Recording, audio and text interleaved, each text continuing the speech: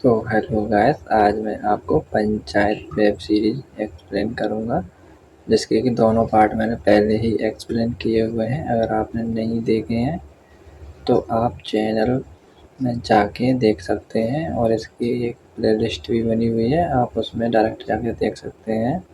तो हमें स्टार्टिंग में वही टूटे से मकान को दिखाते हैं, और इधर से एक शख्स जो बकरियों को चरा के जा रहा था, वो देखता है कि अम्मा की बहू जो अम्मा के लिए खाना लेके जा रही थी, और तभी वो वहाँ से चला जाता है। और अगले दिन हमें दिखाते हैं, और अगले दिन हम देखते हैं पंचायत फुलेरा, जिसमें कि हमें सबसे पहले सचिव जिसमें रहता था पंचायत घर में दिखाते हैं, और इधर फिर टंकी को दिखाते हैं। जिसके बाद टंकी पर बालूचा चढ़ा हुआ था, इसलिए वो टंकी का दरवाज़ा बंद करवा देते हैं ताकि कोई उस पर चढ़ ना पाए, जिससे कि उस पर डरने का खतरा ना रहे।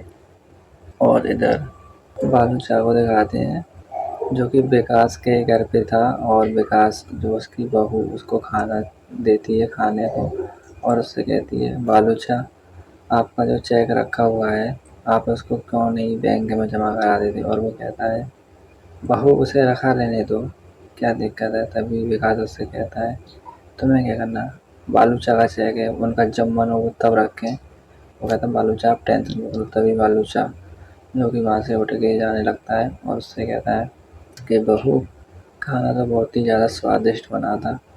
और उससे कहती है, बालूचा आपको ही पसंद आता है, ये तो हर बार कहते हैं, पता नहीं कैसा बना दिया है। तभी बालूचा वहाँ से जाता है, और विकास घर के गेट लगा के और अपनी वाइफ के पास आता है, और उससे कहता है, तुम्हें क्या पड़ी है, उनका पैसा है, वो कुछ भी करें। और वो कहता है, इतनी बड़ी रकम हम अपने घर में भी तो नहीं रख सकते, हमें भी तो उससे नुकसान हो सकता है, कोई लूट-पाट कर दे। तभी इधर सचिव को दिखाते हैं, जो सचिव काम कर रहा था, और विकास उससे आज तो किस और ही मूड में बैठा था, और उससे कहता है, सर अगर शादी करो तो ऐसी लड़की से शादी करना जिसका अपने साथ मन भी मिलना चाहिए। क्या फ़ायदा किसी ऐसे से गर्ल जिससे मन ही ना मिले। और वो कहता है, आज बड़ी समझदारी वाली बात कर रहा है। और इधर भूषण को दिखाते हैं, जो विनोद के साथ बैठा हुआ था, और वो फ़ोन में जो कि आवास वितरित हुए थे उसकी लिस्ट चेक करता है, और वो कहता है, अपने तरफ के लोगों कितने मिले हैं, जो कि पूरब और उत्तर होता है। और वो कहता है, मैं पूरब में हूँ, ये उत्तर में है। वो कहता है, पूरब में आप देखो तो किस किस को कितना मिला है। और वो चेक करता है कि लास्ट में नाम जो दादी अम्मा थी उनका नाम था। और वो कहता है, चलो अम्मा को मिल गया, कोई बात नहीं, ये तो बीच में है वैसे भी।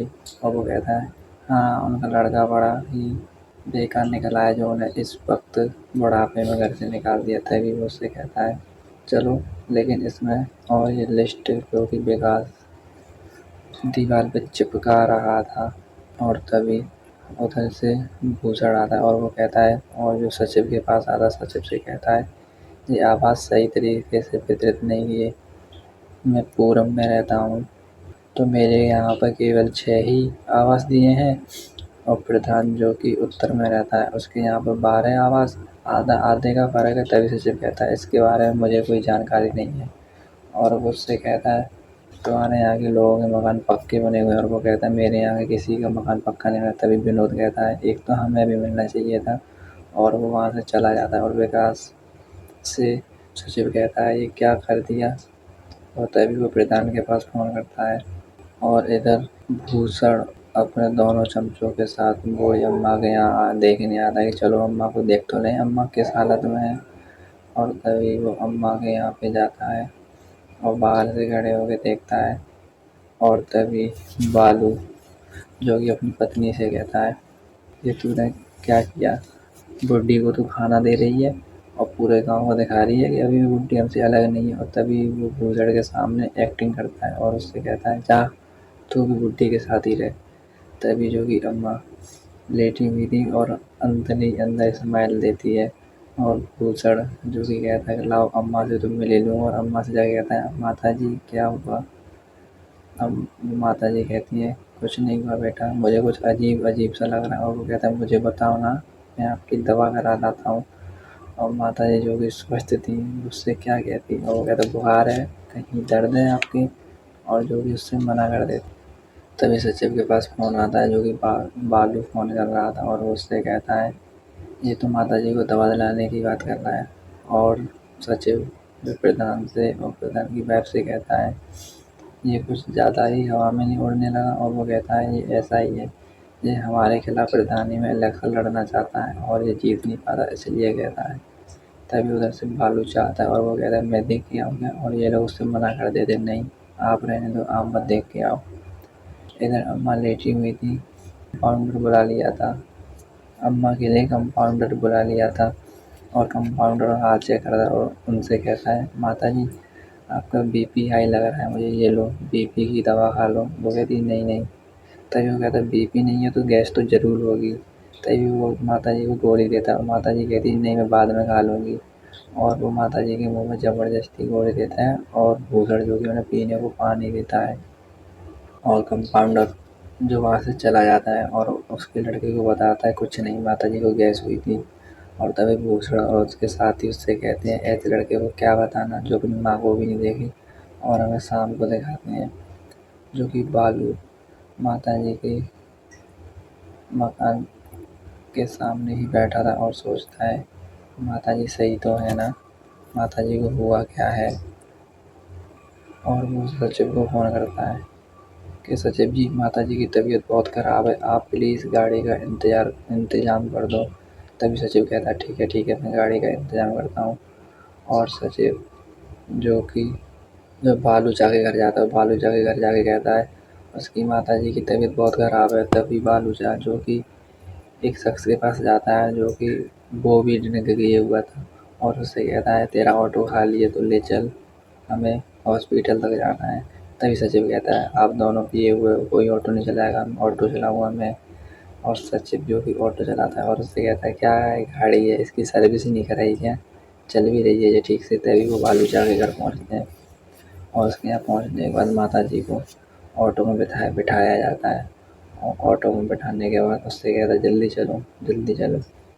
तभी ये लोग जल्दी वहाँ से निकलते हैं और हॉस्पिटल में हमें दिखाते हैं बालू अपनी माता जी के पास बैठता है और कहता है माँ आप जल्दी ठीक हो जाओगी।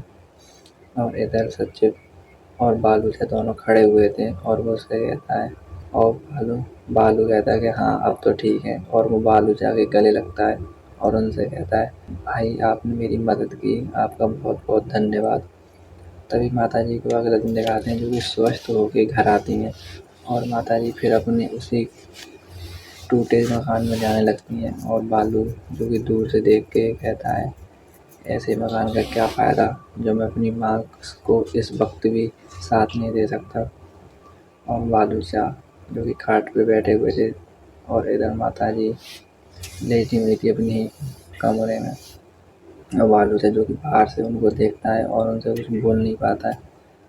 और इधर बालू शाह जो कि दवा के ड्रिंक करे जा रहे थे, तभी उधर से बालू आता है और बालू शाह के पास आके बैठता है और उनसे कहता है भैया ऐसे आवाज़ का मैं क्या करूँगा जिसमें मैं और मेरी माता जी अलग अलग रहें, ऐसे आवाज़ का मुझे क्या करना।